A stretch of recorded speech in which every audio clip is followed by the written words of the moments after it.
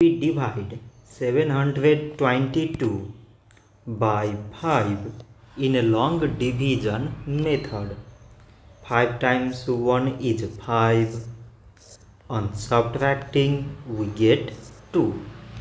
So again we put down these 2 and it is 22.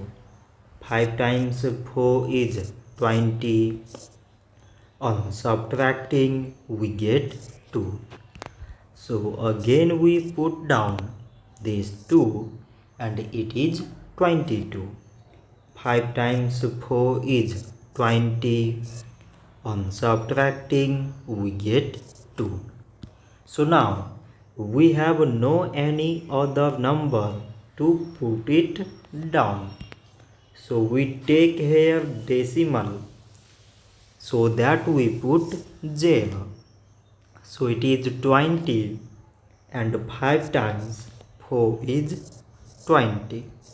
On subtracting we get 0.